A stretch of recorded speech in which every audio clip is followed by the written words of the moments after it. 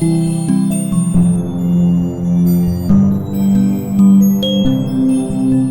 Welcome to the to the Empress and the Empress and the Fool. Fool. I'm Sarah Ditmore, And I'm Kaitlyn Gulock. and we're here to discuss all things magical from the perspective of two curious witches. I'm so excited about today's episode. Me too. I have had so much fun researching. I can tell our research document. I had to scroll a shocking amount down I had to to text get Caitlin and to. be like, I promise you, I'm not going to say everything that's in this document. It will not be a 4 hour episode. It could I be. It just, could I be like its just, own series. It could be its own it podcast. could be. I am now Um, reading a 400-page book that I found while doing this research called The Witch, A History of Fear from Ancient Times to the Present. It's fascinating. Very cool. I It's so love cool. that. Oh, and I know that we definitely have episodes planned in the future about this topic, but like different subsects of this topic. So Mhm. like witches and feminism, I think is one of them. I think we were gonna do one on like the history of witches as well, kind of like also on like the like Salem witch trials Yeah, I and mean, there's things just like so that. much There's there to explore. Yeah. and then coming up, we're also going to be doing deep dives on different sects of witches, and different practices, Yeah. which we'll go over a little bit Yeah, today. it'll come But up today and we can kind of tease that. But I think yeah, there's just like I don't know, when we got into it, the topic seemed so vague of like, what is hmm a witch? And now hmm that I've been researching it, I'm like, oh, it's like so fascinating of like the what is a way, witch? what is a witch? Like What so many different definitions over time. And like, yeah, but I'm getting ahead of myself. Before we dive in, I believe I have a very special something to open. I'm so freaking excited. So it was Sarah's birthday now a few weeks ago, a Yeah, and month by the ago. time you're reading this, or reading, listening to this, even much later, but Yes, but there were some hiccups in acquiring things, but we got there in the end, and it's totally fine. and I have a But little yeah, package of goodies from Caitlin to open yeah, that I was instructed must happen on air. So yes, it must. I'm just gonna start with the card. Oh, Oh, it's just so many stickers. Okay, there's a sweet card. Love to see you bloom, and it has little wildflowers blooming all over it. That's so hmm. precious. Should I read the note or should I save that for my private time? You can save it for your private time, but I Okay. did write every sentence in a different color pen, so it all is rainbow. It's also, I always forget how you have the prettiest handwriting known to humans. That's Thank amazing, you. and I can't wait to read this. Oh, I can't And then wait we to. have a whole slew of little stickers, queer magic. Oh, this is perfect because I recently peeled all the stickers off of my laptop so that I could like give it a refresh. It had all these like old stickers I didn't identify with anymore. So I'm And crazy thing that happened while I was picking that up. So yeah. I knew I knew where I was gonna get you these stickers. It is from Denver. It's called Awakening. It is a sex store on Broadway, Oh, and they that's are where you queer. got That's where I the got them. tarot. Yeah. You said queer magic as I was buying it, so I got myself one too. Oh, So we have sister stickers now too. I thought it was just like so appropriate for our oh, I podcast and for love us. that. Yeah, so it's Oh. a holographic square sticker that says queer magic in all Mhm. caps. I Hmm. love it. And Yeah. then there's one that says Take Me to the Cosmos, and it is a spaceship with like rainbow light coming down from it that's like pulling this person back up into the spaceship, which I love. Oh, Yeah. and then we have more platonic love. Oh, Mhm. I love that. Right? I platonically love that. Oh, I more than platonically love it. And then a little triangle with like a little cabin in the mountains. It's like a little witch's cottage. Yeah. It very much reminded me of you and like where you live. That's like I Yes, haven't it's my been to where current you like live. mystic auntie life. Yes. Yeah, I haven't been to where you live, so like Yet. just so you know, that's where I imagine you live. It's I would say I live a little bit more like surrounded by a town, but it's I'm this is like the vibes. If you zoomed way out, there's like mountains conceptually and trees. Yeah, yeah, yeah. conceptually I'm aware that you live next to more people than a Yeah. remote cabin in the woods, but spiritually that's where you Yes, live. Yeah. exactly. And I'm like on the edge of town, like a hedge witch, which we'll talk about today, but like Yes, we will. and then there's this like rainbow honeycomb, which There's a is couple that so fell off. pretty. Oh, that's There's a fine. couple that fell off, so they're actually sensory stickers. Ooh, oh, they're like bumpy. Yeah, so So you can put um them on like your phone or something. Oh, I yeah, so if you love need like a little sensory, so I think they're also made by a company. This is not this one. This one's from like Amazon. We don't support that, but that. there's another company that makes them. They're called calm strips, and they're these Yes, little like yes, I know stickers that calm are textured. strips. Yeah, so it's Yes. the same idea, but it's Oh, I rainbow and love hex. that. So yeah, I figured you And I would like have all it. the like honeycomb on my arm and my tattoo. So like, Yeah, oh, I and love it's that. rainbow. And it's rainbow. I'm sorry, a And couple then, fell off. oh my God, it makes it more like real. Me, Yeah. me. A neurospicy pin that is a little chili pepper with the words neurospicy on it. I still have that green coat that we shared in Scotland that's just covered in patches and pins, so I think it'll go on that. Oh, please. That's perfect. Sarah and I have a Yes. sisterhood of the traveling jacket. And by that, it's a jacket that belonged to neither of us, that both of us wore in Scotland. And then when Hmm. we left Scotland, Caitlin let me keep it. Yeah. And it does never go back to Caitlin. It is No, just but mine. yeah. But I'm calling it the sisterhood of the traveling jacket. Oh, and you got me a tarot necklace. So this is And this is it's why the Empress. and I got myself the fool. So we have I wanted to say congratulations to Oh my us. God. I'm putting I it on haven't right I now. haven't opened mine yet either. Okay, not Um only am I going to wear this every time we record, but in the future, when our manifested live show in Scotland happens, oh, it's a little hard. Okay, so on the Fool, they're like little gold necklaces that are mhm, just a little rectangle, and they have the number at top and the name at bottom, and then a little image etched into them. And mhm, Caitlin's says the Fool and has a little like anatomically correct heart. which is And very perfect for me. yeah. And then mine says the Empress, and it has like the Venus sign, the like Mhm, feminine sign mhm. going through a crown. Oh, I love it. Okay, yes, whenever we have like any recording or a future live show or just for the rest of our lives at all times, we will be wearing Yes. these.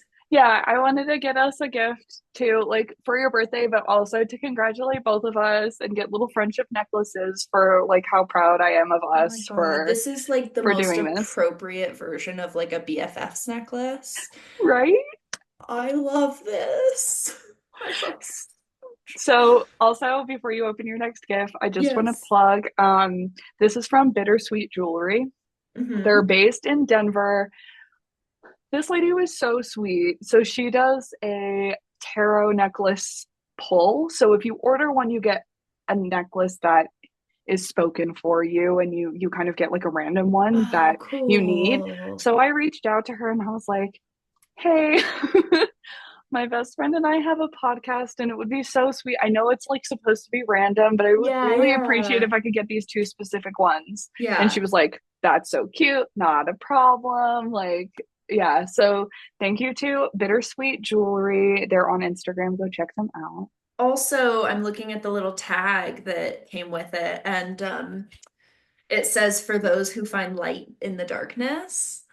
And when I first learned about I like did an astrology course with someone and they explained all the signs in this really cool way I'd never heard of, where it was like based on the zodiacal year and the relationship to lightness and darkness.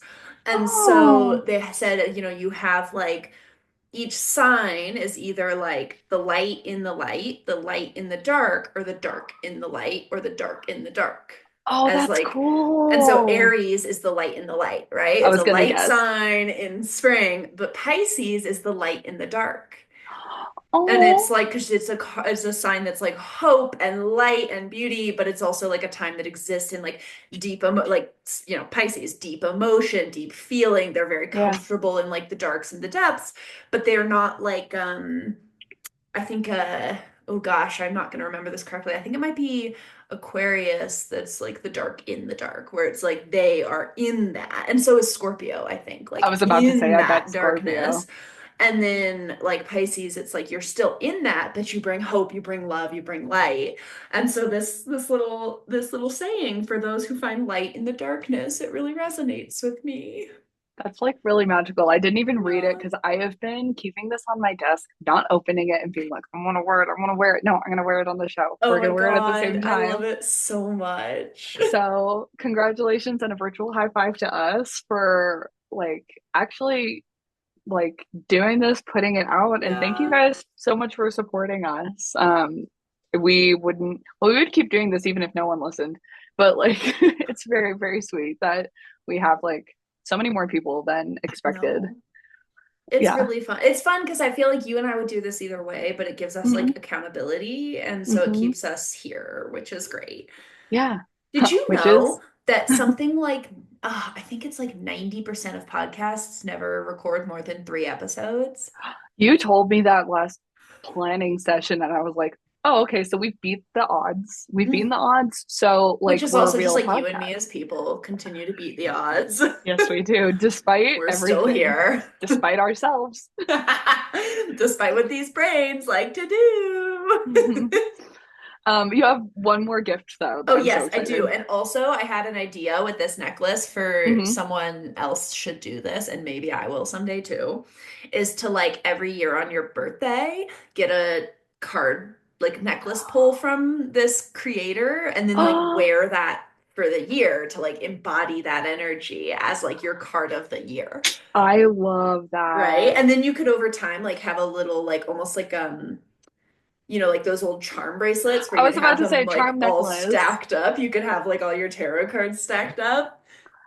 That's so cute, and I love how like dainty they are. I Like they're so know. they're so little. Yeah, they're like the length of the tip of my pinky. They don't even reach the like first knuckle joint of my pinky. Like they're teeny tiny and they're very thin gold, but like Yeah, sturdy. Like I can't bend it or anything, but like yeah, very delicate. I tried to say delicate and elegant at the same time and said delicate. elegant. Okay, It the is last delicate. gift is a beautifully crocheted or knitted. I think it's okay. I'm getting nerdy here. I'll ask my aunt. I think it's knitted, but it's a little mushroom, like little bag that's maybe like the size of my head, a little bit smaller. And it's like white toadstool with the like red top with the white polka dots, and it's got a little drawstring to close it. Oh, it's It's a so little cute. crossbody bag. I know. Oh That's my for your God. foraging. And I figured it, and Oh my I God. bet you a pack of tarot cards can I fit was in gonna, there. I literally tarot cards in hand as you said that. I'm like, this would be a perfect for just like some money, some Uh-huh. tarot cards, and like my phone. And I'll go on a little adventure. Oh my God, I Yes. love it. I just put Yes. together this little like bag full of like art materials. And so I'm just imagining like, and it's got like Richard Scary like buses and trucks all over it. And it's this mini tote bag.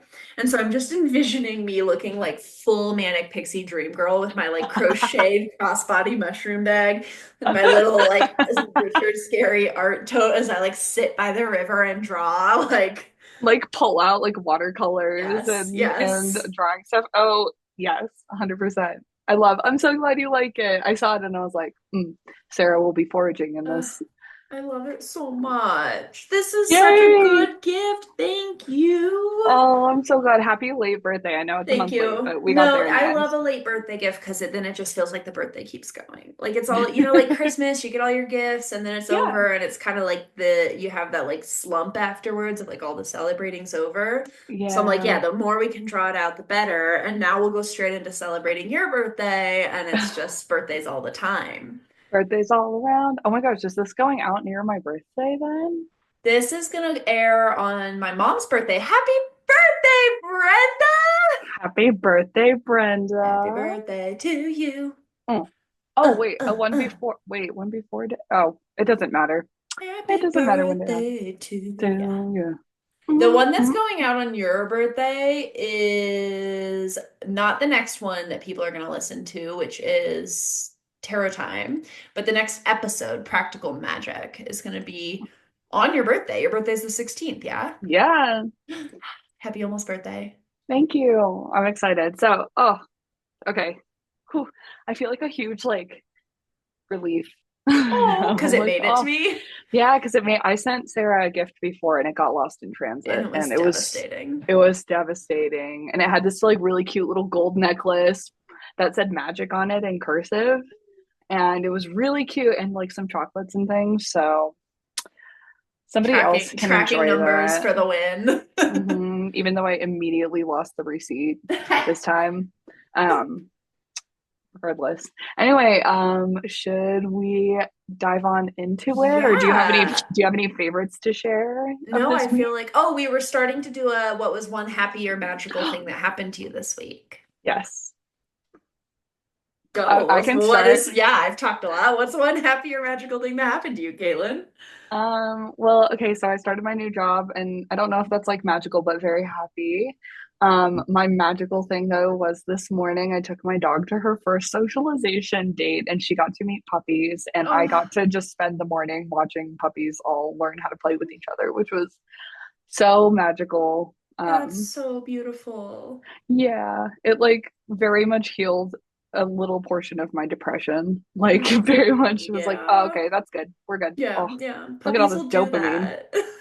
Look at all this I think dopamine and that's why I got a serotonin. kitten when I did. Like, I was like, ah, life is hard. And then my boss was like, here, want a kitten? And I was like, that'll make it better. That helps. Thank That you. does. What's Um, your happy and magical thing? And or I think Thursday of the week that we are recording, we had a really sunny day after like it's been really snowy, and then that Friday it was really snowy again, and today it's like cold and rainy, but on Thursday it was beautiful. And so my friend wanted to also give me a belated birthday gift. And so I walked Mowgli to the coffee shop and they gave me their gift, and then they left, and Mowgli and spent like a couple hours there, me working on the computer, just chilling in the sunshine. And then a oh different friend of mine came and we got coffee and we like chatted for 2 hours. And so I spent a total of like 5 hours just sitting in the sun drinking iced latte. And it was just like, I don't know. oh I think I've been mulling over the magic of like simplicity lately, and really just thinking oh about like, I was just writing actually a Substack. I do a Substack, so if you're interested, it's themysticauntie.substack.com. please subscribe. And I was just writing a draft that'll go out like a week from when we're recording. Um, and I was writing about this concept of struggling with stillness, and Hmm. the long story short, read the Substack for the whole story. But I was reflecting on when I was a little girl, and I used to love looking through like a kaleidoscope and loved how it Oh like made the world all like colorful and beautiful and unique.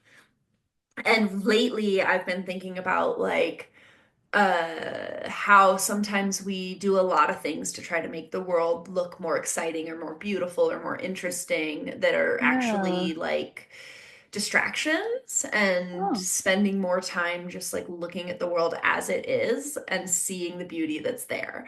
And I think Oh, that's so beautiful. I love that. and that's what Thursday was just like a quiet day of sitting in the sun and like nothing extravagant, nothing like, oh, I'm gonna do this thing and it's gonna be so much fun and life will be so good. It was just like very simple, and yet it felt so joyous. Oh, I'm Yeah. so glad. I think we forget to do that a lot of the time. Yeah. Yeah. Yeah. Oh, I love that. Thank you for You're sharing. welcome. Thank you for listening. Oh, all right. So without further ado, you were here to hear us talk about what even is a witch? What Like, even is a witch? what does that I'm a witch. Are you mean? a witch? I'm a witch. I know. Actually, we'll get into that. I have complicated feelings about calling myself a witch, so we'll talk about that. Am I gonna regret calling myself a No, witch I at this still point? call myself a witch. I do call myself a witch. I just have like I think a lot about it. Mm, Um, okay, shocker. Sarah so has deep thoughts about things. Sarah thinks a lot about a topic she's interested in. We're surprised. Wow. So first I wanted to talk about the word witch. Like, where does the word witch come from? And then we'll talk a little bit about like what has witch meant over the years. So the word witch actually comes from a Proto-Germanic word, and because of that, I'm going to do my very best to channel my Germanic ancestors and pronounce this as I can. Hagazusa. We're so sorry to our German listeners, specifically Toby. I'm so sorry. And because it's Proto-Germanic, so like very, very old word, there's like Hmm. six different ways it's been spelled because it Of wasn't course. using the letters we use. But more or less, that seems to be how you spell it. And it was pre-Christian, very old word that directly translates more or less to fence hag, which I love. Fence And hag. yes, I'm gonna call myself that, not a witch. I'm not a witch, I'm a fence hag. I'm a fence hag. And it refers to this concept of women who lived at the edge of town, kind of between like Uh, the cultivated and the wild, the like, that the that edge of the liminal space, the fence. edge of the fence, exactly. And Oh, were known and cool. seen to be like deeply knowledgeable about both like the natural world and the supernatural world. Interesting. Yeah. And they could be like benign or malevolent. Um, Benevolent, malevolent, Malevolent. malevolent. They Love were it. benevolent. They were all the things. They were the things. And that's kind of the first time we see this application of a concept of a witch, right? Someone who can be good or evil, someone who knows Yeah. like about forces beyond the human, someone who can use the natural forces to like make their will come to fruition. And it is from that word, Hagazusa, that both the words hag and hex come from. Oh, cool. Yeah, Okay. which are both associated with witches, right? Yeah. Yeah. So I went pretty deep into the etymology of the word witch because turns out I really like learning about etymology. I We're went a all little shocked. bit special interesty with this one. Do you hyperfixate? I hyperfixated hardcore. So I won't go too deep into everything I learned, but a brief overview of some of the things I learned is that the modern word witch comes from the root word wake, which is an Indo-European word that means anything concerned with magic or religion. And when you say wake, it is Weik. Yes. Yes. Yes, and it's from that root word that the word Wicca comes from. And when you Um, think Wicca, you probably think the religion of hmm. witchcraft. But before it was that, which wasn't until like the 1950s, we'll get there. God, I would be an insufferable professor. No. Like, let me You're just get incredible. really excited and tell you everything I've learned. You would be incredibly the opposite, which sufferable sounds really horrible, but you would be an incredibly sufferable I'm an professor. incredibly sufferable. I did have a moment when I was researching all of this that's like, do I want to become a theologian? Do I want to study this forever? And I was like, Sarah, take a deep breath. Do you want to go back to Edinburgh and go to their School of Theology, Don't which is the most even, beautiful building I've don't ever seen in my even life? tempt me. I will tempt. Anywho, so Wicca is actually the way that word is spelled is Wicca, but in Old English it would have been pronounced witcha, which is why Oh. it became witch. Oh, Right? interesting. Okay. Yeah. And it meant someone who practices magic, especially for a malevolent or harmful nature, Oh, is what that word meant originally. okay. It was actually first the only heard in the masculine form. which was witche instead of witcha. And Okay. that was in 1890 that you see it in the masculine form, but we didn't see the feminine usage until year 1000. Wait, you said 1890. 890? 890. Okay. 890. It's a very old word. I was gonna say that sounds kind of recent. 1890 would be wild. Like all the witch trials happen, we don't even have the concept yet. No. Like, hey, we haven't made this word yet, but But we're gonna kill him anyway. yeah, yeah, yeah. Um, and so I did just want to share this quote. This is from the first this is the first mention of the word witch ever recorded. Women who are accustomed to receiving enchanters and sorcerers and witches, do not let them live, was a quote Rude. by Alfred the Great, who was the king of West Saxons from 1870 to 1886. And that was actually referring to witches in the male form. So it was like women who Uh, spend time with these evil people, enchanters, sorcerers, and witches, shouldn't be allowed to live, which of course is the women who can't be allowed to live, not the enchanters, sorcerers, or witches who are all men. yeah, that makes too much sense. Yeah, of Yeah, yeah, yeah. course. It's hard to exactly nail down the origins of like the word witch, the way we use it, because there's basically etymologically, because there's a lot of different words that have similar roots that have been connected to it by different historians and etymologists, and so it's kind of debated where it comes from. But those are Mhm. the two most like popularly agreed upon.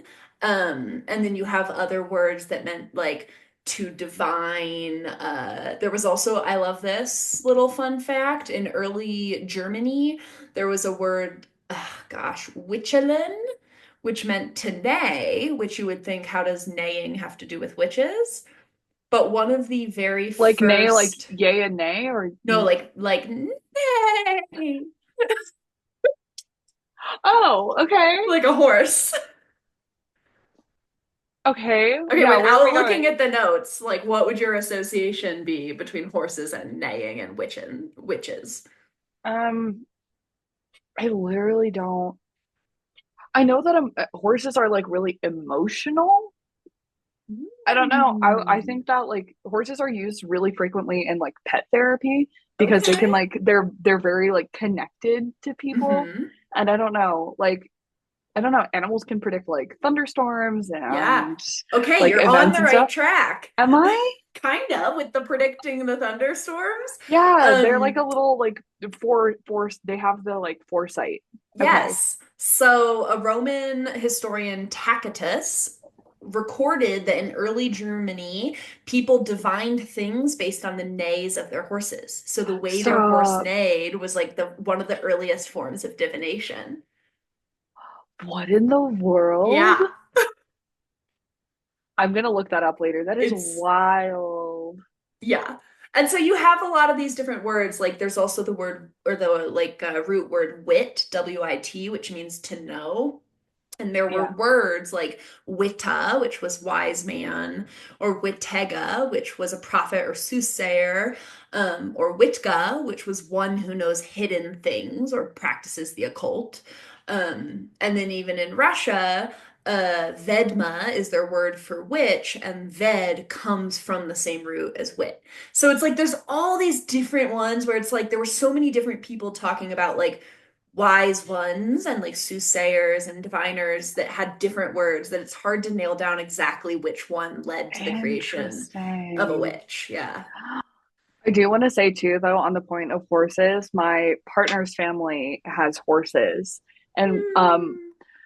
his mom, Renee, hi if you're listening. I need to She'll come all. visit. That sounds I amazing. know, I love I horses. know. I was secretly a horse girl. We don't talk about it though.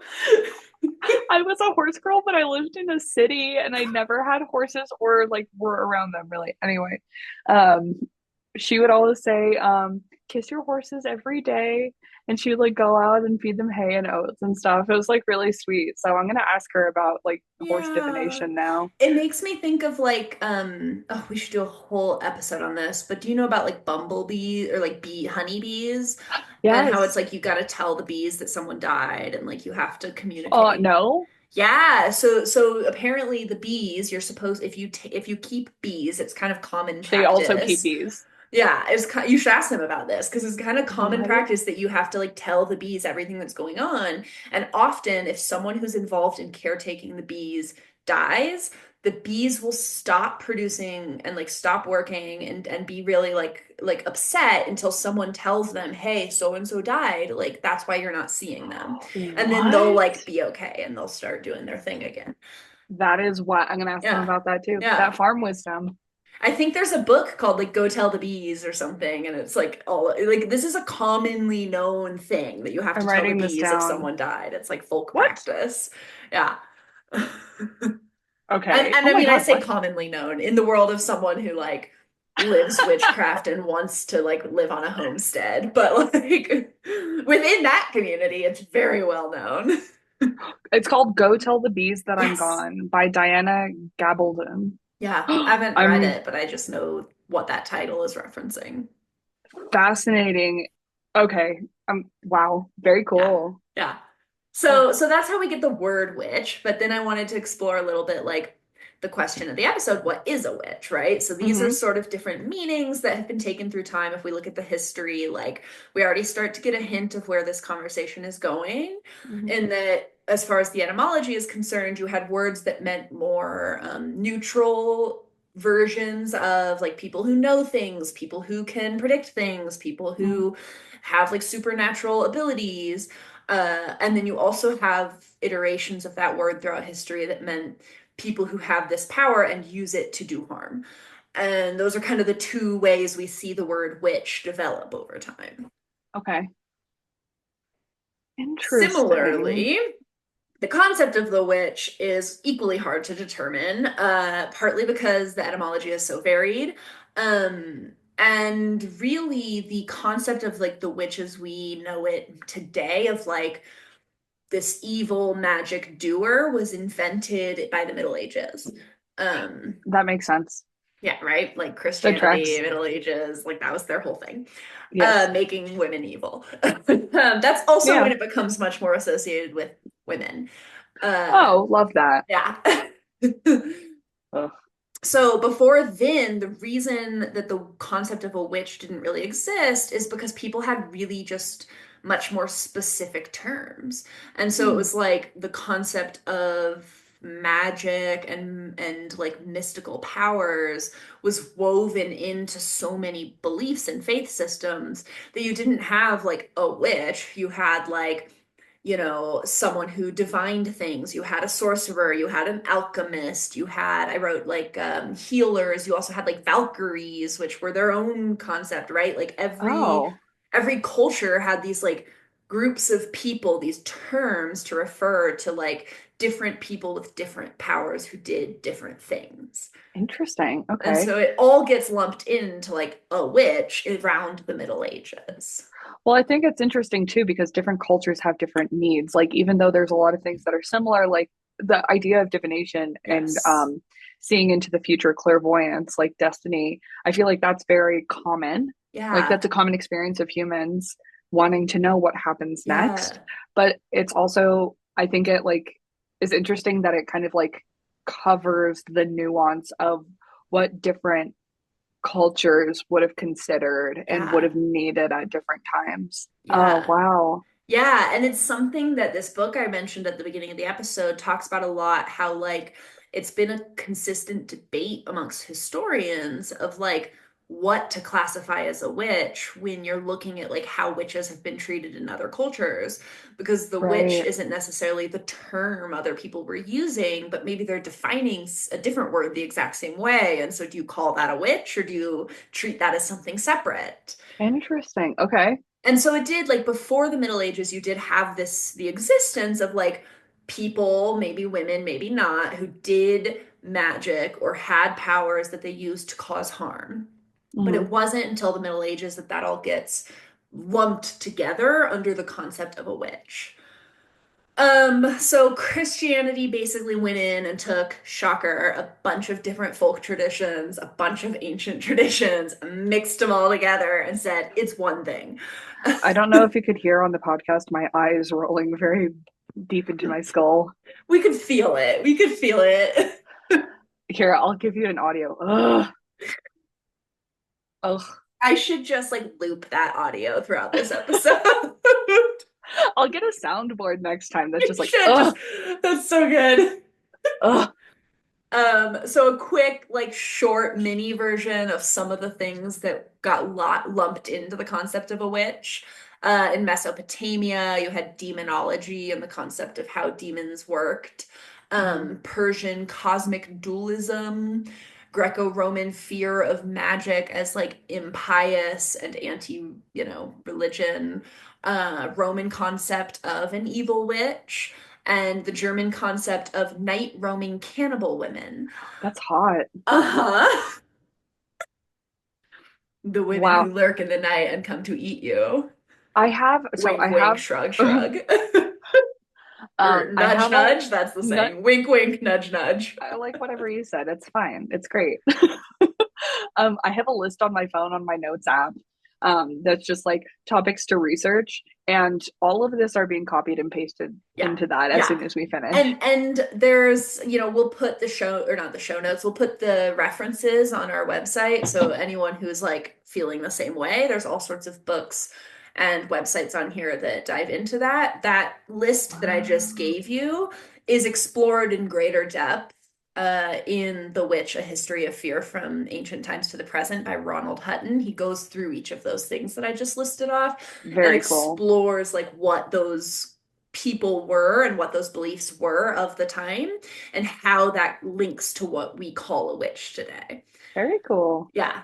Yeah. And so basically all there was all this like cultural diversity of different concepts and different ideas of who was causing harm and how they were causing harm. And Christianity turned that all into the concept of a witch. Um, it was also around this time that the concept of the satanic witch was born. Mm, So near the end of the Middle Ages, this idea that witches are specifically people who worship the devil and like right. work with. So a really common idea is that they worship the devil and then they have like a demon who is their, that's what a familiar, originally the concept of a familiar. Yeah, Oh, is like a demon who is connected to the witch and basically has to do the witch's bidding and helps them do their evil magic. okay. So it's like you Interesting. devote yourself to Satan, Satan gives you a demon, you go out and cause chaos.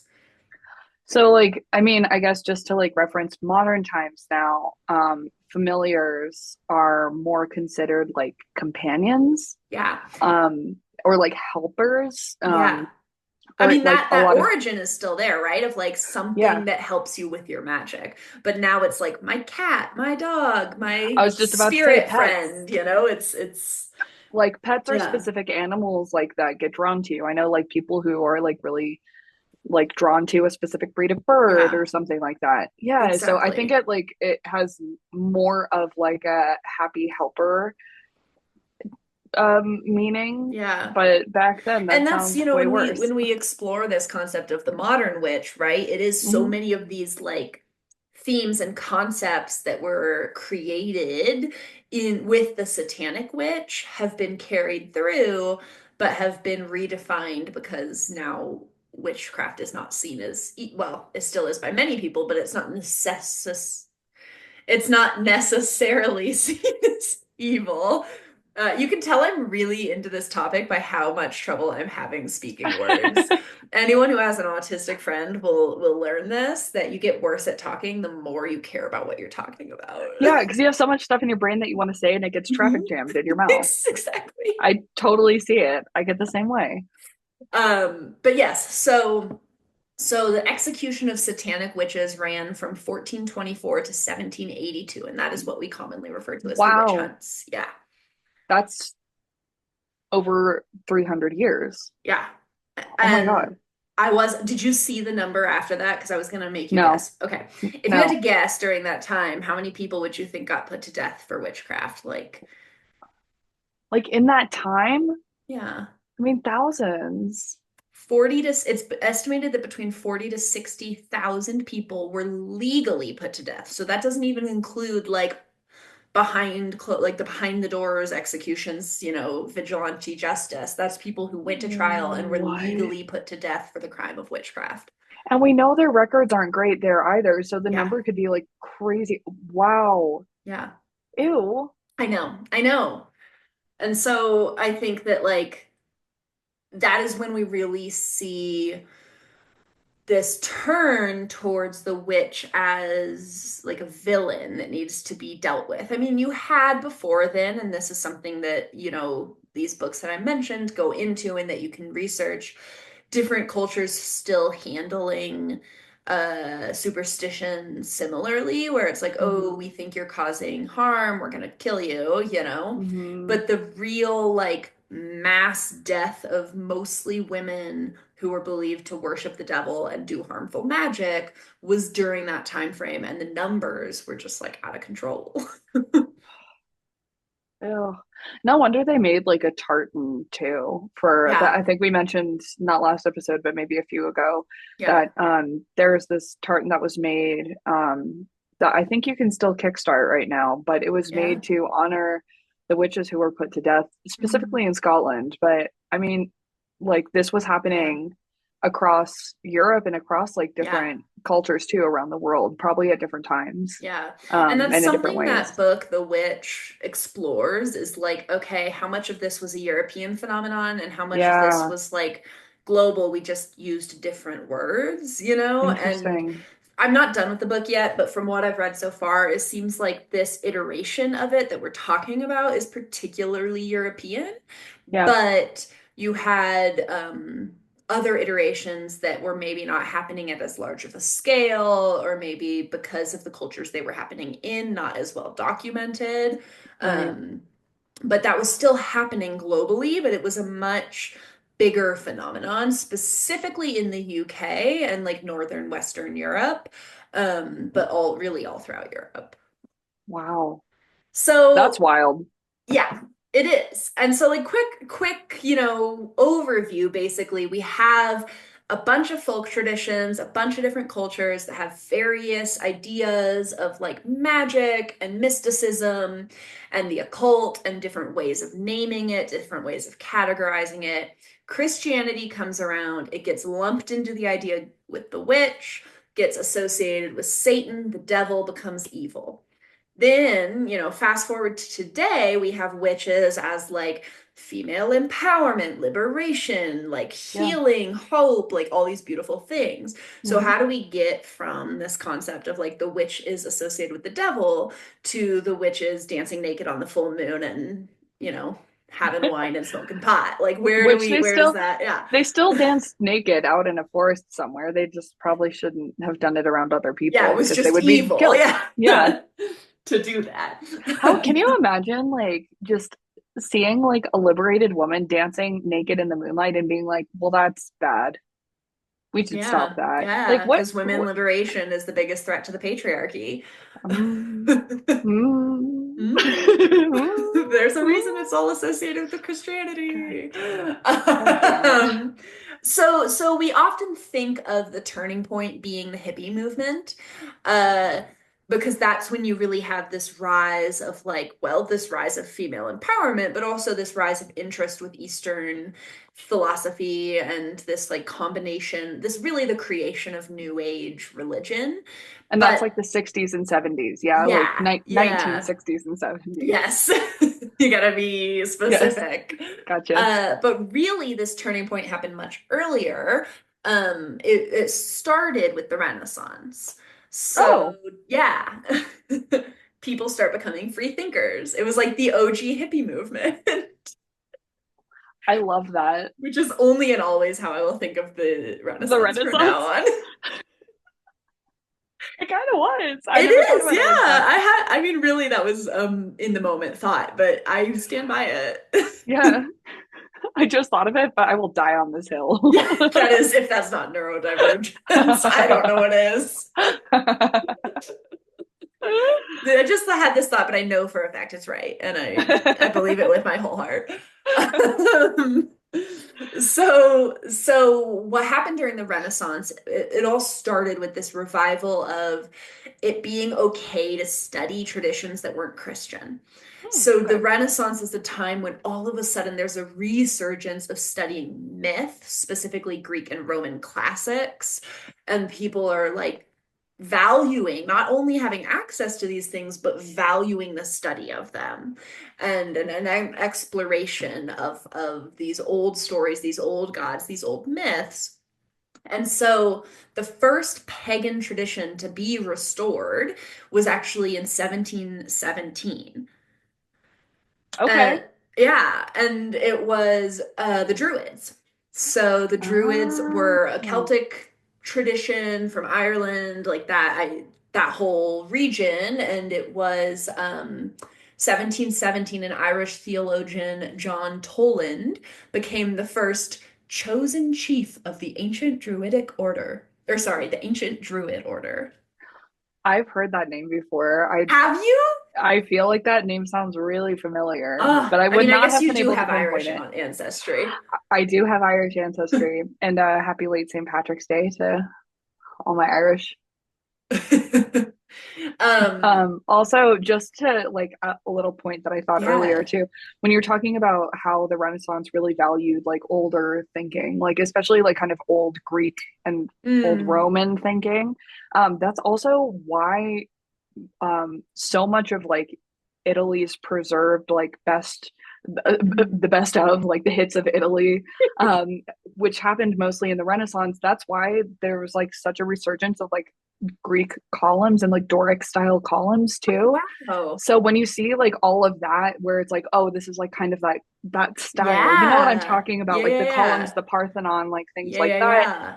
That all of that was brought back as architectural styles that were from Greek and Roman periods. Yeah. So when you see that coming up in the Renaissance, that's why too. I love Um, that.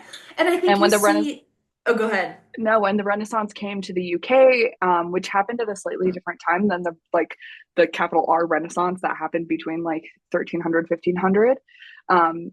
Like it happened at different periods around the world, specifically in Europe, but different countries and different regions in Europe had different ages of renaissances. So that's also why you Mm. see those columns start appearing in the UK as well, Huh. like and in different places. Yeah. Yeah, it's really odd. Yeah.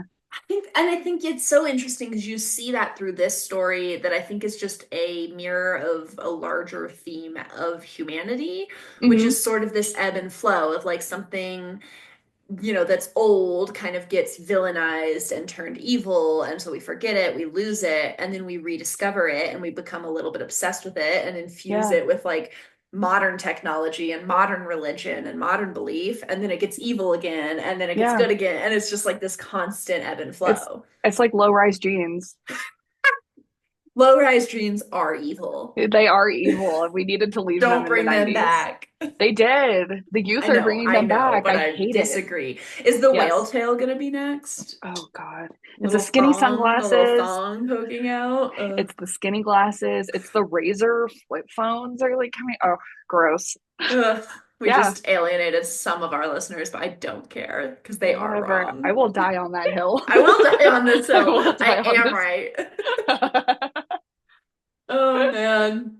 Okay, so you start to see this happen more and more. So then in 1875, Madame Helena Blavatsky founds the Theosophical Society, which Oh, blends Hinduism, Tibetan Buddhism, and Egyptian religions.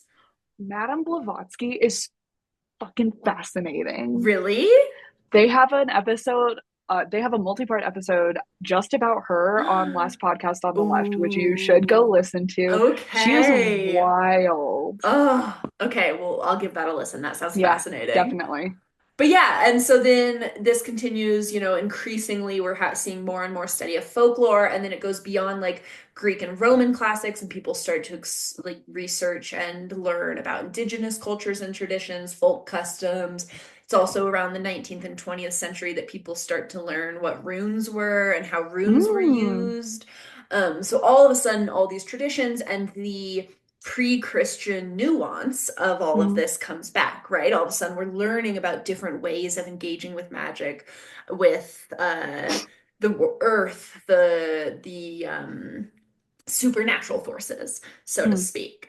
And then so around all of this, 1857, coins the term spiritism, which takes on a life of its own and becomes its own religious and faith-based practice that is all about working with spirits and like working with the dead, and has Yeah. that whole element that we now associate with witchcraft that really wasn't associated with like pre-Christian witch or Christian like Middle Age witchcraft. It was much more Yeah. like you work with the devil. Now all of a sudden it includes mediumship, it includes working with spirits and ancestors. And I think we talked about this before too, but the spiritism I know, which spiritism are you talking, like which ages are we talking about again? Is this like the kind of like 40s, 50s, or like So the term was coined in the 1957, okay, in 1857. 1857? But during World War One, we've Yeah, I talked was about about to this say, on past yeah. episodes, is when it becomes more popular because of all the death that was happening. Yeah, and it's really cool. I know that they've also talked about this on last podcast on the left, but like the kind of use of like Ouija boards, crystal balls, Hmm. like you would have spiritism mediums that you would Hmm. go to, and there was like a house that you would go to, Yeah. and unfortunately too, a lot of this was associated with like trickery and scamming, Yeah. which probably also contributed to like the Like what's the fraud, the like witch as a yeah fraud. Yeah. yeah, like the witch is like a con artist, Yeah. because there was a lot of people, there were a lot of people using this as a way to scam people into talking to their loved ones, and like spirit photos. Like when Yeah. photography was being developed, they would take photos, and people would use like, when we didn't really know about cameras, or like the Yeah. public didn't really know about cameras, people who were skilled with using cameras would develop photos and like put little like ghost Yeah. photos of their loved ones in the back, or Yeah. like, you know, the dimming of the lights, give me a sign. But a lot of people who were using this in like a not genuine Yeah. mediumship way, they would have all these like hooks and levers and pulleys and Yeah. things to like make crazy stuff happen, so people are like, oh my god, my husband from the war, Yeah, like, exactly, what am I don't know what exactly. accent I'm doing, but like, my husband from the war has contacted me and I feel so much better about this now. I like that you're doing Like, like a mildly like Appalachian accent. oh my stars. Um, yeah, so Well, that's a and really also like wild part of history, exactly. you And know. there's a Yeah, fantastic historical fiction book called Warm Hands of Ghosts by I think it's Catherine Arden. going back to my notes. It's World War One, and it explores through like magical realism and the development of the characters, just like how this relationship to like death and trauma and spirits during that time, and it's really well done. I'm ready. I'm putting it on my book Yeah, a list. Warm Hands of Ghosts is so good. Okay. So yeah, so you have throughout from like the dawn of the Renaissance all the way into the early 1900s, you have this growing popularity of reclaiming old traditions in a new way. Mm, And I do want to add the little bit of like nuance here that um not always in a ethical way. You know, you had a lot of like mm-hmm. white men taking indigenous cultures and morphing them um, to suit their own like spiritual explorations. Right. So you had both. You had people kind of reclaiming their own traditions, bringing back these like old belief systems, and then you had people kind of blending that with indigenous traditions that they didn't really understand and kind of making up their own version of what it meant. Or just Um, bringing it back for their own gain and pretending like they came up with it. yeah, yeah, that's very real as well. Like coining terms and like coming up with their own religion that's really just an old folk tradition. Right. Ew. And so it's around this time that the concept of witches gets reclaimed by like a neo-pagan movement. Okay, cool. So 1828, theologians and historians start having an underground pagan faith. And that's when you see this resurgence of paganism. It's not until 1951 that the UK finally repeals its anti-witchcraft laws. 1951. Yeah, is 19 when witchcraft becomes freaking legal. I mean, there are still states in the US where it is illegal to do fortune telling, like tarot reading What? and stuff. Really? Yeah. Oh my God, there was this whole story about this woman, I want to say Massachusetts, but it might be Pennsylvania, who Okay. had like a little business where she would read tarot cards and stuff for people and was basically in a fight with the cops because they were like, this is illegal here. And there's still many states where that law exists. It just isn't followed. Like nobody's There's so many other things pushing that we it, need but police to do. I know.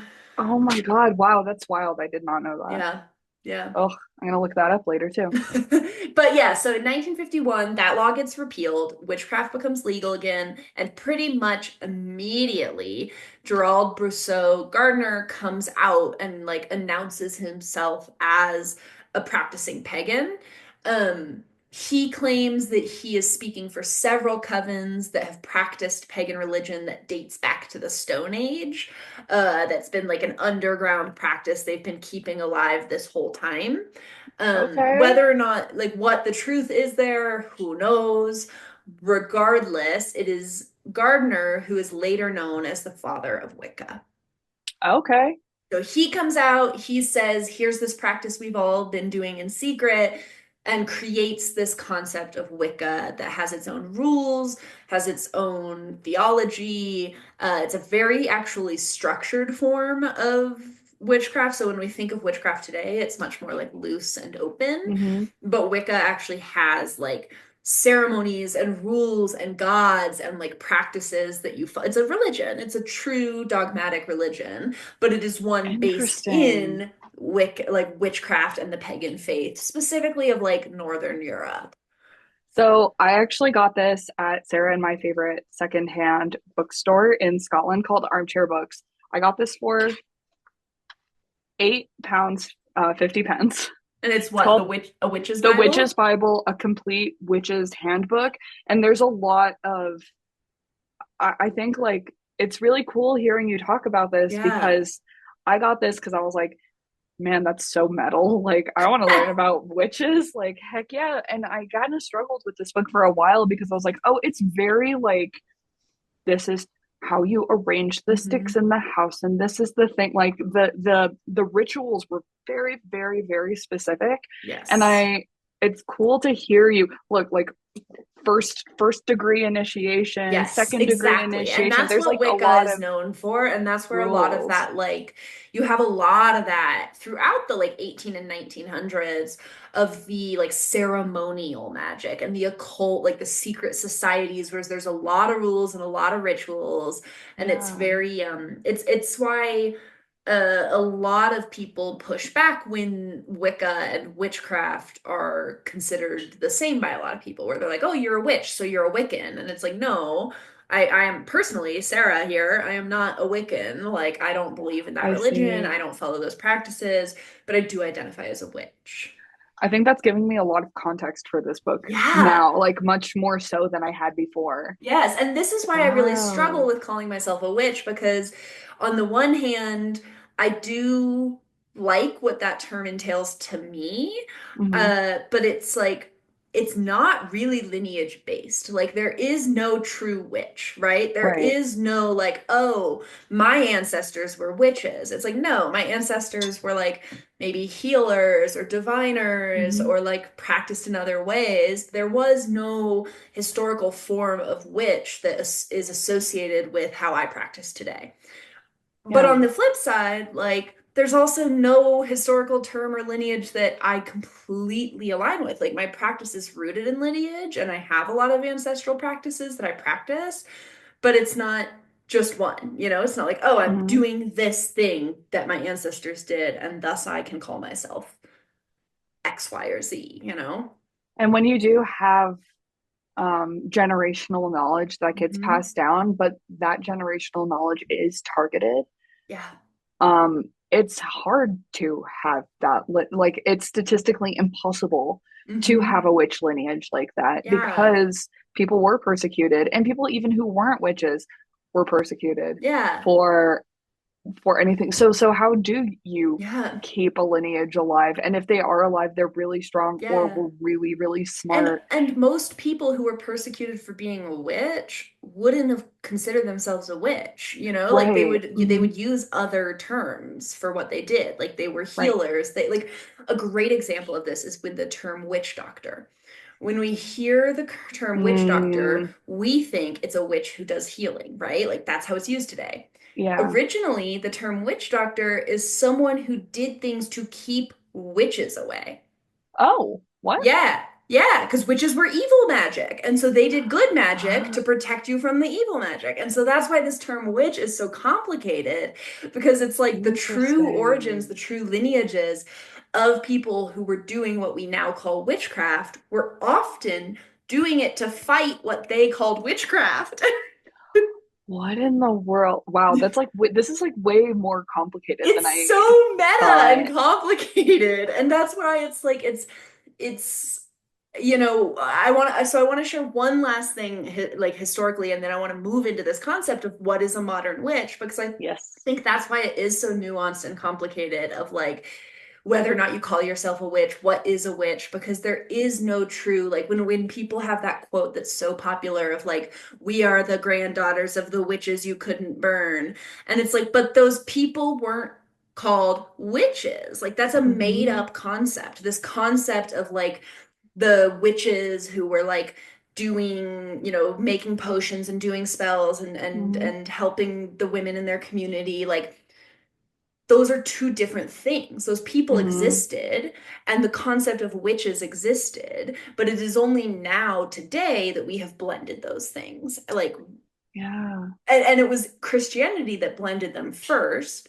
Yes. before a negative reason. And now Yes. today we're maintaining that blend, but we're switching the meaning, right? We're making it a liberated reclaiming, but it's still an inaccurate term. And so so this is why I get Wow. get kind of like, I don't know, I like the word witch, but it's also not completely true.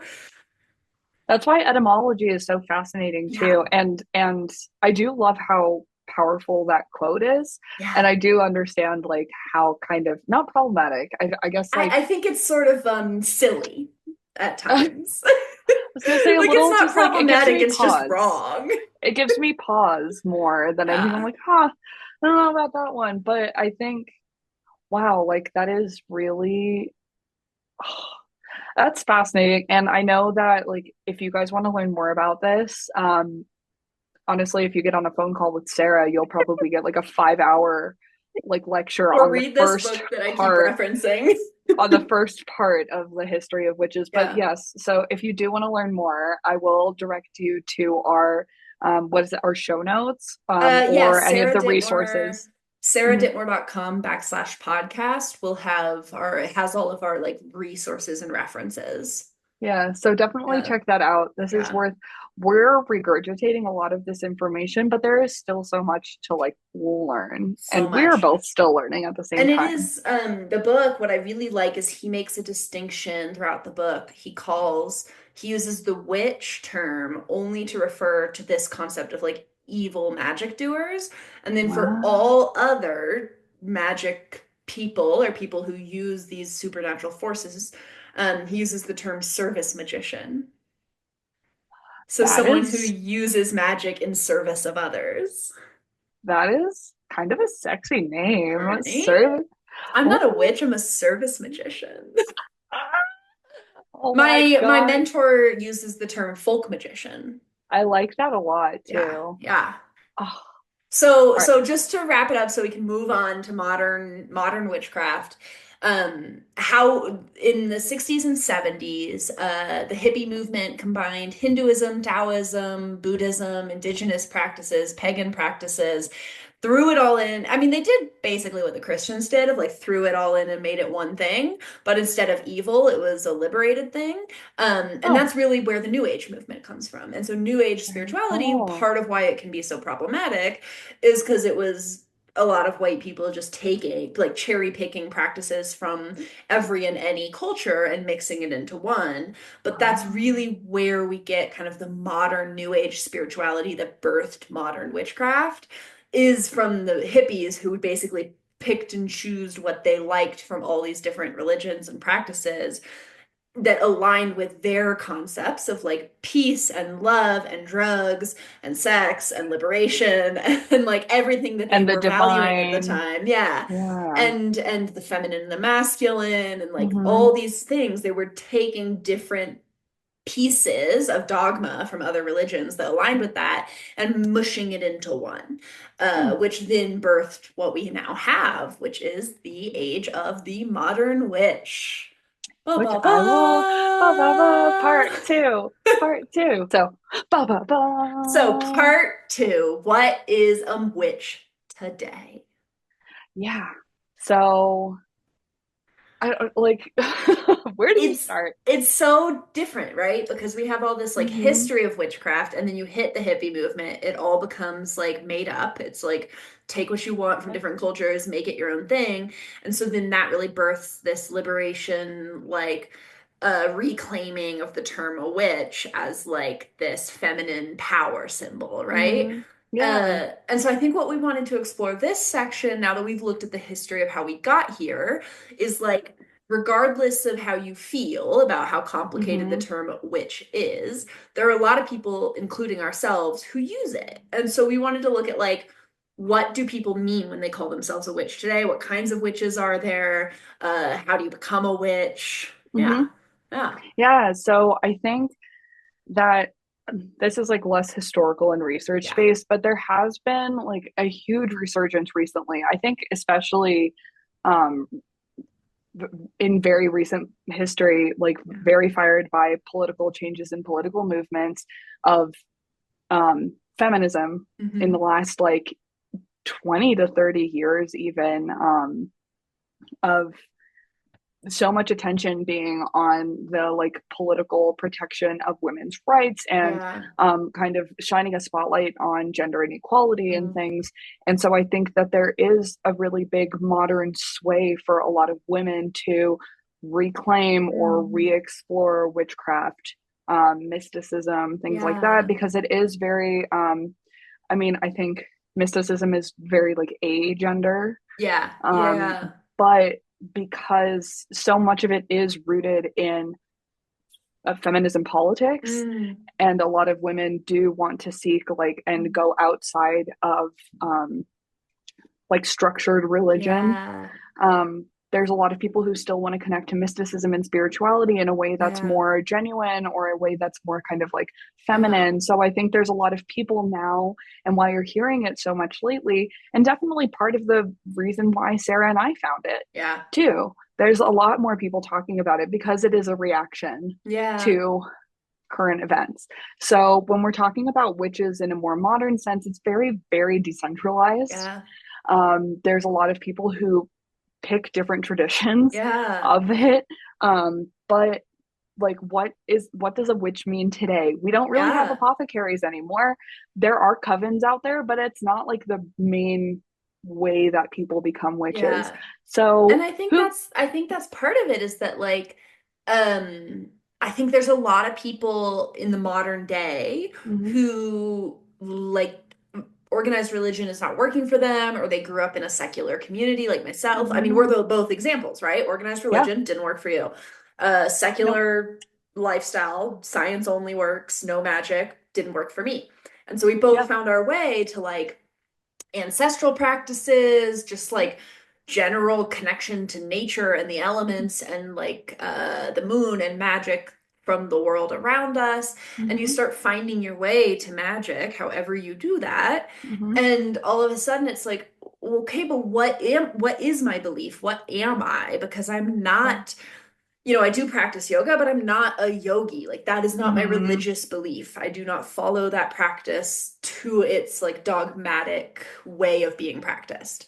mm-hmm, I am not we'll get into some of these other words, but like I am not a voodoo practitioner. I am not, yes, I'm not any of these very like formulated. I'm not a Wiccan. Like I don't associate with any of these things. So what word do I use? And I think a lot of those people choose the word witch because it's like, well, this is loose enough that I can take this and make it mean what I want it to mean.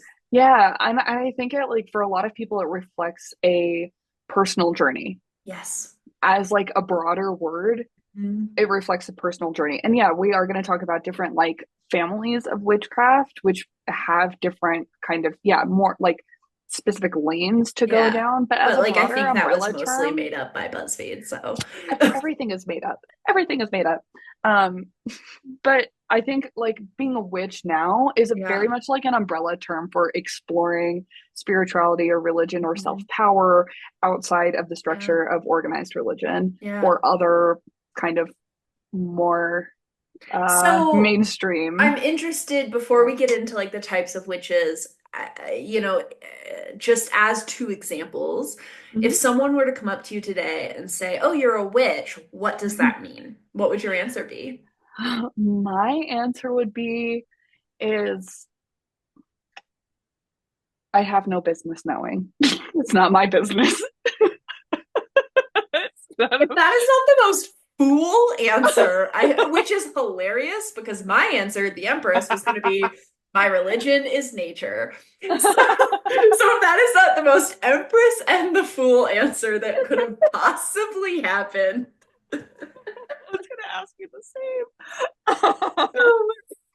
None of my business. I would say it's just, you know, it's a way of for me, and I think like what is witchcraft today? I think it's just so individualized that it really matters what the individual person feels comfortable identifying Yeah. as too. And I've definitely stumbled into conversations where I'm like, yeah, I'm a witch, and they're like, ew, ew. Like, what are you talking? So Yeah. it could be intensely personal. It could be out in Yeah. the open, And so and do I you yeah. have like a do you have a meaning of witch for you? Like when you call yourself a witch, do you have what that means to you? Or is it kind of like, well, I don't know what else to call myself and it's a fun word? A little bit of that, a little like Yeah. sprinkle of that. But I think it's more just I have a desire to understand myself and I have a desire to Mm, understand the world in which mm, I live, but I also have a philosophy of like mm. there's so much in the world that I don't understand. Yeah. And I strongly believe that a lot of it is none of my business to understand, Yeah. but to try to make sense of in any way that I can. And that there's a lot of different methods, like using tarot cards Mm, or tea leaf reading or ancestral connections. Like there's a lot of yeah. different ways to try to get at that answer. I think to me, being a witch means I'm trying to connect with that answer and trying to Mm. connect with myself So in a way almost that's like meaningful to me. the witch as a seeker. Yeah, You the are witch as a a seeker, like a spiritual seeker. You're trying to seek yeah. understanding of yourself, of the universe, of your connection to the universe. Yeah, it's I a way love of making that. sense. It's a way of making sense of the world Mm, while firmly knowing that the world can't really be made sense of yeah. and that there's a lot of knowledge Yeah. from the past and from our present that Yeah. we can draw on to try to connect to those things and try to connect to ourselves. And ultimately, I think it's the purpose of what any religion should be or any Mm, spirituality should be is like, how do I connect with myself? How do I connect mm, as a part of the world? And how do I be a good person in that? And what does that mm. even mean? So I think like witchcraft for me is just seeking all of those answers, but maybe Yeah. not in like a super structured, organized way. Yeah. And I don't like being organized. So it really works for me. That's beautiful. Yeah. How I about love that. yourself? I think for me, being a witch is residing in the in-between. That sounds very similar. And I think for me, it is the in-between of the conscious and the subconscious, Hmm. the in-between of the natural and the supernatural, Hmm. the in-between of the self and divinity, Hmm. the in-between of knowing and not knowing. And so to me, a witch is someone who has one foot in each world and is able to use magic and use spirituality and use the connection to each of those worlds to influence both worlds. Right? Hmm. So I can influence this world by my connection to the spiritual world. I can influence the spiritual world and spirits by my connection to this world. And so that to me, that term that we talked about at the very, very beginning, that Hagazusa, which is the Germanic term, which Hmm. also aligns with me because of my German ancestors, but that idea of these women who live on the edge of town between the cultivated and the wild, who are Hmm. knowledgeable of both, like that really speaks to me. It's also when we get into types of witches, why the concept of like a hedge witch has always really spoken to me, Hmm. because that's really the idea, right? That you exist in this world, you're not totally like off in a mountain doing your magic, but you're also not fully of this world. Like you're also spending Yeah. a lot of time just like myself, just like talking to spirits and like and you see everything through the realm of both worlds. And so to me, that is what it means for my, that's why I chose the word witch, because it felt like it was the Yeah. best descriptor of my spirituality, which is a blending of the natural and the supernatural, earth and spirits, you Hmm. know, self and the oneness of us all. And the really sexy liminal space. It's really hot to be Liminal. there. I mean, literally, like the novel that I'm working on right now is called Borderlands. It's all about liminal spaces. Like I'm I obsessed with love, liminal spaces. I cannot wait to read it. But Ah, it's everything that you're saying is giving very, very high priestess energy. hmm. It's like somebody who really does have their foot in and out of the Yeah. veil. And like we were Um, talking before recording, like my relationship to the star card, right? Of like being in the mhm. earth and in intuition, being in Yeah. both worlds at all times. Yeah. Yeah. So, Sarah, my question for you is, who can be a witch? Who can't be a witch? That's a better question. Yeah, I mean it's an open, like it's Anybody. not a defined practice, right? It's not a Mhm. defined practice. It's not like a closed practice. It's not, it's I mean, based on the history we just looked up, it's kind of a made up thing, right? Like Yeah. it's can mean what you want it to mean. It can be what you want it to be. And I think that because of that, anyone can be a witch. There's no membership card. If No. there is one, we'll And it make is not it. gendered. Like I know witches get associated with women a lot, but it doesn't have to be. Like that's just because of history, because women were persecuted as witches, but anyone could be a witch. And there's also, I don't think it's just because of Harry Potter, but witches versus wizards. I think it's Yes, or witches versus warlocks is another common warlocks. one. I Yeah. don't buy So, into any of that. Witch is a concept, not a yep. gender. Yes. And I love that. So the next question is, how does one become a witch? And when we started writing these notes, I just wrote in giant capital letters, just say it and it will be so. Yeah. You can just become one and you can just keep it to yourself. Yes. There's no You can, initiation rites. no, really not. I think it's just whenever you decide that that's a word that you want to use, that's what it will be. And I think Yeah. that's also a beautiful thing about etymology and meanings of Yeah. words is it has meaning when you assign it meaning. Yeah. So when you want to call yourself a witch, you are. If you don't want to Yeah. say it out loud to other people, you still can be. Yeah. It's If you up to want to tell the you. world and start a podcast about it, you can do that too. Yes. I don't have any experience with that, but So I've heard. It's a lot of fun. so I've heard. And I think, Um, there are like I don't want to say there's like levels of witch, but there's like you can level um 3 witch. you can learn more. You can always learn more, right? And so Yeah. you can decide that you want to be a witch and all you do is celebrate the full moon Yeah. each month. Each year. Or yeah, or Why each not? year, once a year, you celebrate the full moon. That's enough if that's what it Why means not? to you. Or Yeah. you can, like I do, sit at the altar every morning, like have a Hmm. full daily practice, talk to spirits when you're driving your car. Like Hmm. it can be a constant part of your life. It can be something you're constantly studying and growing into. Hmm. Or it can just be kind of, I mean, it's the same to me as the way people relate to religion, right? You have the Hmm. people who go to church on Christmas, and you have the people who have an altar in their house that they pray at every day. Like there is no one way to do it.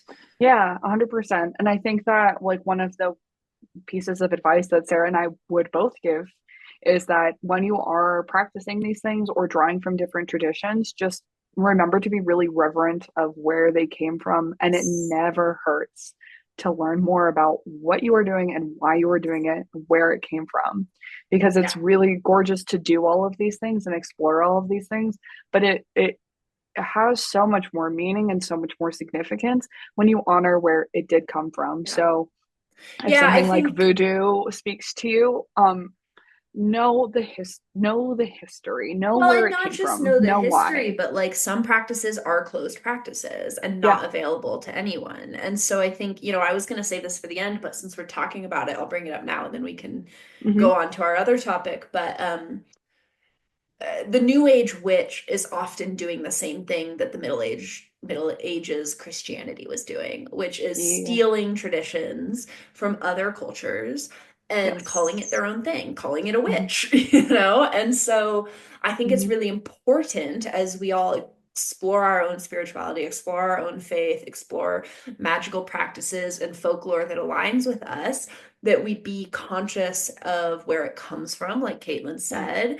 Yeah. A very simple way to do this is to focus on your own ancestral lineages. And so Hmm. rather than taking practices from, I'm going to use myself as an example. So Hmm. I have German, British, like Slavic, and like a little bit of Jewish mixed in there. Um, and so most of my practice has been focused on Slavic traditions, German traditions, and Celtic and British traditions. Hmm. And that has really informed how I practice today. Yeah. I used to, because I grew up in a new age community, Hmm.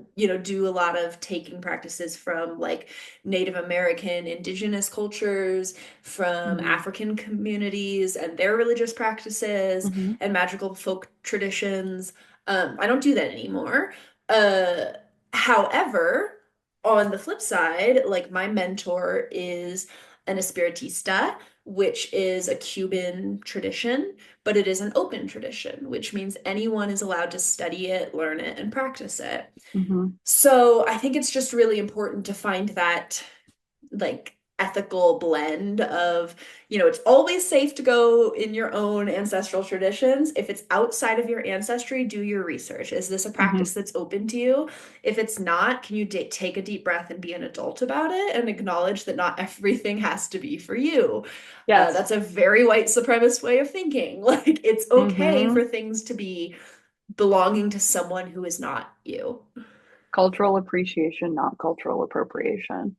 And I think like the word that keeps on coming up is to be a good steward of those Yes. practices if you are going outside. And Yes. there's no problem with there's beautiful parts of different religions, spiritualities, practices, dress, hair, whatever it is. There's Yes. beautiful, beautiful parts of it. Just be a good steward of it. Like Hmm. you have a responsibility. You Yeah. can't just do it. Yeah. You have to have a responsibility or you look like an asshole. Or you are an Or you asshole. are an asshole. And I do Um, think it's important yeah. just to note that, like, there are a lot of terms that get lumped in with witchcraft that are not Hmm. necessarily witchcraft. So you have brujas, you have espiritistas, you have Hmm. voodoo practitioners, curanderas, and all these other terms that a lot of people consider that to mean witch. Hmm. But all of those are their own practices. And so while some of those practitioners might also identify as a witch, uh, those things are not witchcraft. And so when you're coming across new spiritualities, when you're coming across new religions or magical practices, kind of being aware that, like, call a thing what it is, like use the term that is Hmm. assigned to it instead of just saying like, oh, it's all witchcraft. It's just different types of witchcraft. Because Right. if anything, it's quite the opposite. Right. And we'll be talking about each of those in future episodes. Hmm. But while we're talking about different types of witches, Yes. this is my research section, which is a little bit more loosey goosey because Because it's a loosey-goosey term and topic. yeah, so there's a lot of different like types of witches. Hmm. And actually, as little bonus content, Sarah and I will be taking a BuzzFeed quiz on which type of witch you are, which Yeah, is where so like a that'll lot of come out people get tomorrow. exposed. Yeah. A lot of people get exposed to the concept of like what kind of witch are you because of these like kind of tests. And it's all made up, but there are like little differences that influence like or describe Yes. how you practice. So To even if it me, is kind of it's make it like, up, who cares? to me, it's Mm-hmm. so similar to the way we use labels in queer culture, Mm-hmm. where it's like it is descriptive, not prescriptive. Love that. And Yeah. so like we use labels to help people understand who we are, right? Like I Yes. say, you know, I will use the term queer or bisexual depending on who I'm talking to. Hmm. Because if I'm talking to people who don't really exist in the queer spaces, I say bisexual because otherwise I'm going to confuse them and they're going to have more questions and I don't want to deal with it. If I'm Yes. talking to other queer folks, I just say, "Oh, I'm queer," because like I don't know, it's all just kind of made up and that feels easiest. And so Yeah. similarly, like personally, I just kind of identify as like I do magic. Like, I don't know, I talk to Hmm. spirits. However, when I'm talking publicly, I will often call myself a folk witch or a hedge witch because these are terms that have a meaning that people can understand. Yes. And so I think a lot of these terms just kind of like came out of very modern, like people coming up with ways of describing the type of magic they do. Yeah. So it is very, like Sarah said, descriptive and not prescriptive. So let's start with hedge witch. That's like a really That's common one. me. Um, actually, so like hedge so I've seen hedge witch and green witch be Hmm. very similarly tied. There's Hmm. like a million. I saw one, I was doing my research, and there's one that's like 45 different types of witches. I was like, oh fuck, Well, that's just it, right? that's Like too many. there's no That's legitimate it's not like plants. There's no like legitimate categorization. It's just how people choose to call themselves. like, And oh so my like Greenwich and God. Hedgeridge are a great example because a lot of people meld those and a lot Hmm. of people consider those very different things. Yes. So like a So Greenwich, go ahead. for our purposes, we're melding them a little together, and there's Ooh, total interesting because I nuance. disagree, but you go. I love Because that. I Okay. consider myself a hedge witch. I do not consider myself a green witch.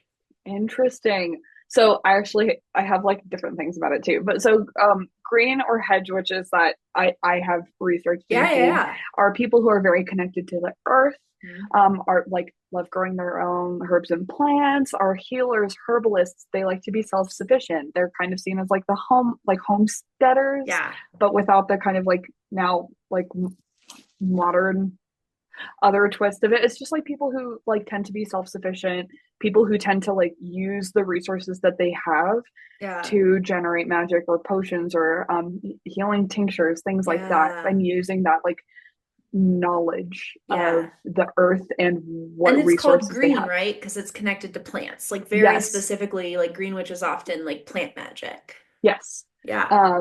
So funnily too, I also found something that I very much connected with what you were saying before, which is called the hedge rider witch, Yeah, okay. which sounds like it's kind of a combination a little bit. Yeah.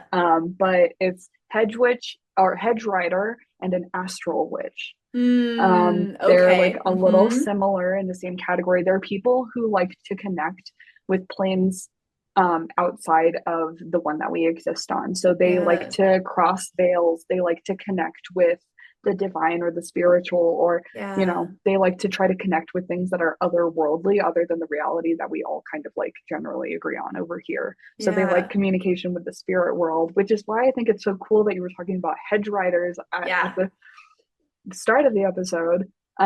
So it kind of Or sounds fence to me, hags. or fence tags. So it sounds to me like you're kind of like a hedge rider witch. Well, so I think, you know, like we said, all these terms are kind of made up Hmm. ideas. And my understanding is that hedge witch started to become considered green witch because of the way we today think of a hedge as a Hmm. green plant. Yeah. However, the term hedge witch is actually basically like fence hag reinvented. And so it's like the traditional in square scare quotes, right? But like my understanding of the origins of the term hedge witch comes from that concept of like a fence hag, of like someone who like does a little bit of both, right? And so they're like a Yeah. plant witch, they're also a house witch. They do a lot of like practical home magic, Yes.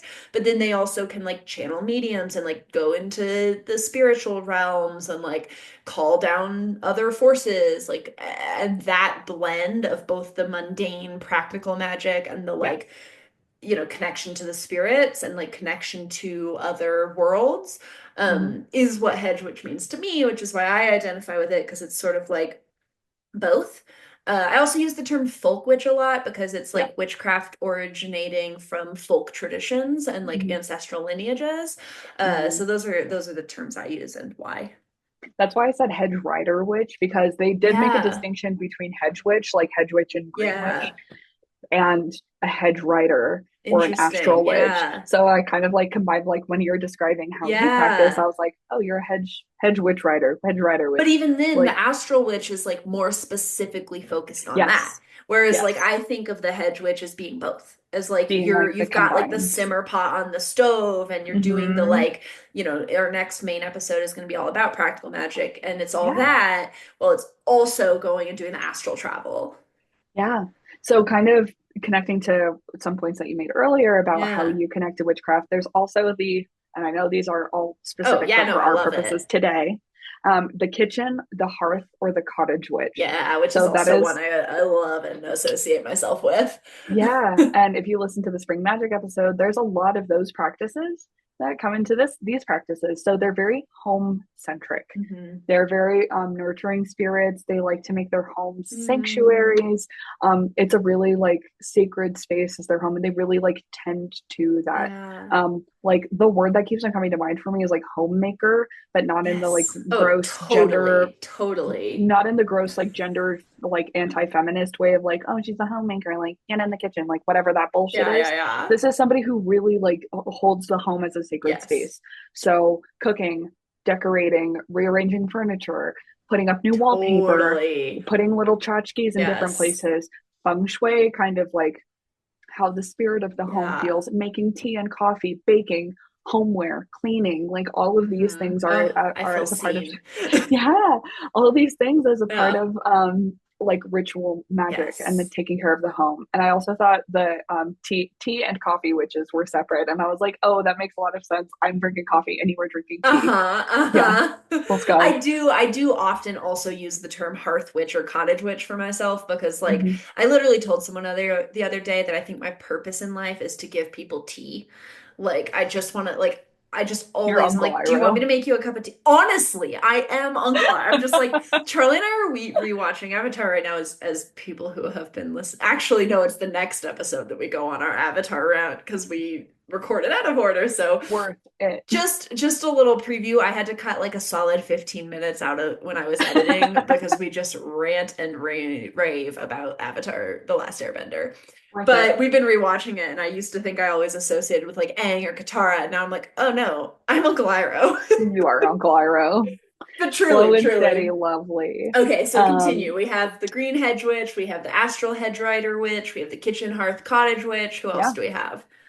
We have a couple of other ones kind of more associated with like the like nature witch. Mm. I've seen nature witch, but I like the word elemental witch a Ooh, lot better. yeah. So that seems to So be is somebody that like like one, they work with all the elements, or is it like an air yes, witch, a water witch, a fire witch, an earth witch? yes. So I think there's both. Yeah, yes, and That yes, and that is I witchcraft is yes and improv. Witchcraft is improv. Yes, and Absolutely. So I think elemental witch as being kind of like oh. tied to a green witch of people who Mhm. very much connect with and listen to nature and draw their spiritual practices with nature. But elemental witch, I've seen a lot of people who are like, yeah, air, fire, Cool. water, earth, like Ether, ether, wind, like specifically wood. plant, wood. That's Yeah, a that's like all Chinese element, right? yeah, Yeah. like all of these different kind of like specific elements that they work more closely with, kind of like Ooh. Avatar. There's a theme going on. Could you be like a um lightning witch? That would be cool. oh my god, that would be so cool. I didn't even think about that. And A there's probably storm that like witch? weather witch, and then I'm also going to talk I'm about like not cosmic one, or but I lunar would be witches. over like I joke often that like my taste in men and women is stark opposite and that all the men I'm intrigued by are like nerdy, intelligent, like kind-hearted softies, like video game, like book nerds, you know. All the women I'm intrigued by could kill me. Yeah, And so like 100%. Storm Witch, like, oh my God. Azula. That's my dream. We're A tapping storm into a witch. kink I didn't know I had. I love that. I saw this thing recently that was like, yeah, I'm like bi or pansexual. I really like this one specific type of man, but I like all women. Oh, okay, yeah, okay, I I feel feel that. seen. I feel seen. So yeah, I we were really talking love about Charlie and women. and women. Charlie Really being good and my women. male fiance, for those listening. Yeah. Right. So elemental witch, they're witches who specifically, so like a water witch that works with water, and will Hmm. draw a lot of spiritual practices from that specific element. Okay. Right. All right. So then we also kind of touched a little bit on the cosmic or the Yeah. lunar witch. They're people who work specifically with Mm. celestial bodies. So Hmm. cosmic being like different planets. It might even tie into a little bit of astrology, Yeah. like Like the different planet moons. powers. Yeah, and then the lunar witch being more specifically to the moon phases, Yeah. whatever she's got going Which, on, like, drawing based power on our there. spring magic episode, I think we learned that neither of us are lunar witches. No, We're both like, no, yeah, the moon's cool. you're like, I I know a forgot. lunar witch that's like so aware of and working with the moon constantly, and I'm just like, I can't keep Really? track. No. I mean, only nurses are only lunar witches because we know when patients pop off. Full moon, yeah. Full moon.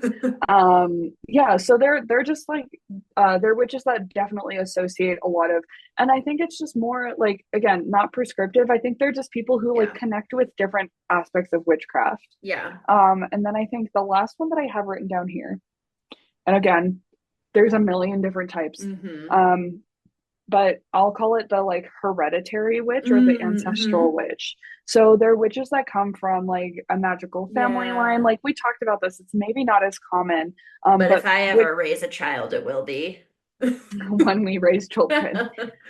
Yeah, so they use a lot of generational knowledge or a lot of Yeah. ancestral knowledge as well. So even if your parents or grandparents or aunts or uncles or whoever it is, even if they're not witches, kind of like Sarah was saying, a Mm. lot of like relating to your lineage or relating to your immediate family, relating to things Right. that are more like blood and Yeah, so kind of what I hereditary call tied, like a folk witch, where it's like like a you're folk witch, kind practicing the of. folk traditions of your ancestors. Yeah. Yeah, It's yeah. So it's there's just so much also overlap too. yeah, and I feel like with the hereditary witch, that is one where you probably have the most overlap with like other practices, right? Where it's like, Mhm. are you a hereditary witch or are you a curanderisma, you know? And it's like, Yeah, what is the lineage that you're studying? And is it that its own thing? Or yeah, are you kind of pulling like, I think of Appalachian magic and how many, yeah, like my own family has that lineage, and it's like how many superstitions and traditions and things do we do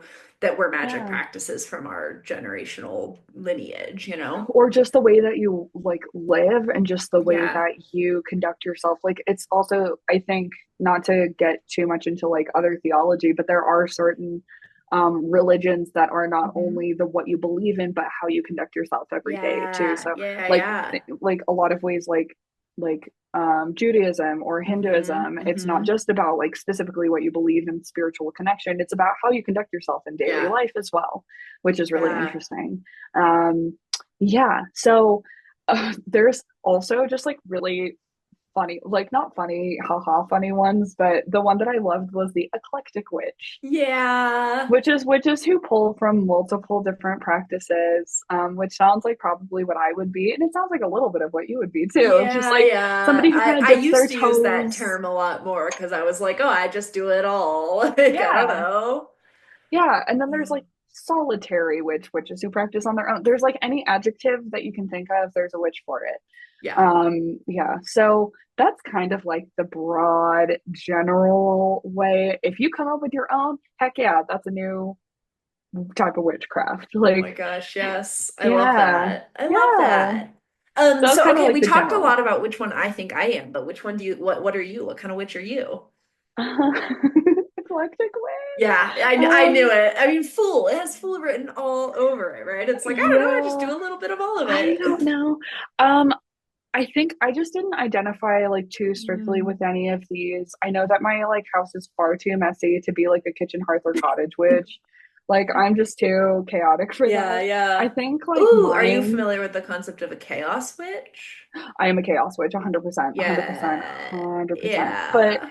if there's a way that I do magic, it's definitely in like interpersonal relationships. So I don't know what it's called, but like a Mm. little like heart, not Not hearth, like, but not like a love witch. not a love witch, but like an like empathy heart, like Yeah. relational witch. Like the way that Yeah. I do magic and I identify magic in myself is the way that I make other people feel and the way that I talk to them and the way that I show You affection. you know what you are? What? You haven't listened to this yet, but there's a fantastic podcast I've been trying to turn you on to called Worlds Beyond Number. And Yes. one of the main characters is the Witch of the World's Heart. Oh, Yeah. but I think that's like what makes me really good at my job. Like I work in Yeah. psychiatry and there's a lot of science and a lot of like kind of clinical things. I Hmm. work in a lot of hospitals. Yeah. And it's very clinical and it's like you have this, we prescribe you this. You have this, we do this. And Yes. there's a lot of ways that I intuit and do things. And it sometimes Hmm. gets me into trouble because Yeah. people like don't get what I'm doing. Yes. And I've gotten into trouble Because the because patriarchy hates witches. and because other people don't know how to do what I'm doing. Yeah. Um, Yeah. but there's a lot of ways that I see the magic Mm. in what I bring is how I listen to people, how I make people feel heard and Mm. loved in my own I capacity. So I don't love know what that that. is, but that's my The Witch of little the like World's Heart. that's my little superpower. Yeah. I love that. Yeah. Okay, well, we're gonna go take a quiz that determines what of 12 witches we are based on the experts behind the buzz queef. Did you say Behind buzzqueef? Did I just hear buzzqueef? I was trying to say BuzzFeed and quiz at the same time. Behind the experts at BuzzFeed, will tell us the truth of the matter, because who knows better than BuzzFeed? Yes, so thank you to River Heh, and approved and edited by the BuzzFeed community team. So we're gonna go take this quiz, listen to our little bonus episode because we could not help Yes. ourselves. Also, Um, yeah, give us yeah, some reviews, some 5 stars if you're feeling up to it. It's super helpful. please. And let us know send us a message on our website. There's a little form you can fill out. Tell us what kind of witch you think you are, or if you do Yeah, not identify as a witch, what you do identify as, or fill out the BuzzFeed quiz and let us know what you get. yeah. Or if you have new types of witches that you want to float to Ooh. us, like that would be really cool to hear too. Because I just came up with one on the spot. Because I didn't really know what witch I was. So if you have one that you want to make up, wait, if you have one that you want to make up as well, please let us know what you Or came up already with know of. or already know of. Yeah. Give us a new Yeah, episode topic. heck yeah. And thank you for listening. And Yes. tell your friend about us. And I'm gonna pull a tarot card to send you off. Hmm. I'm thinking like something about Is this for me or is this for our this is for listeners? the listeners. Okay.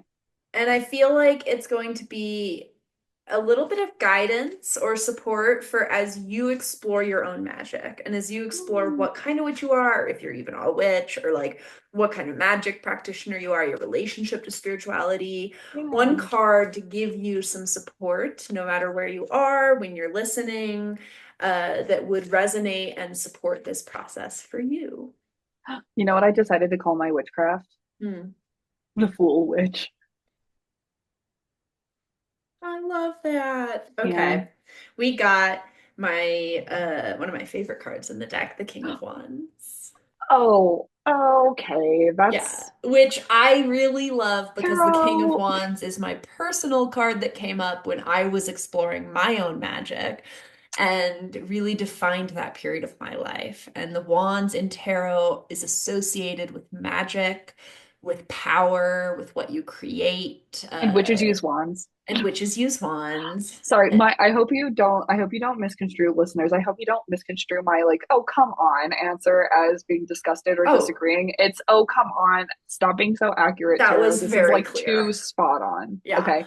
Just clarifying. Anyway, And continue. yeah, I think that the King of Wands, it is someone who knows and stands in their power and trusts what they are capable of. And so I think at the end of the day, as you explore all this, it's not what you call yourself, it's what you are capable of. It's what you can Hmm. do. And to focus less on how you label yourself, how you define yourself, what term is or isn't accurate, and instead focus on what does magic mean to you and Hmm. how do you use magic to lead your community, to be a member of your community, and to be true to who you are. Hmm. Anything you want to Yeah. add? No, you literally took sentences out of my brain as I was thinking them. So, nope, perfect. Spot Perfect. on. Well, Chef's kiss. then, on that note, as is above, So is below. as is within, So is without. thank you I love you. and blessed And blessed be. be. Bye. Bye.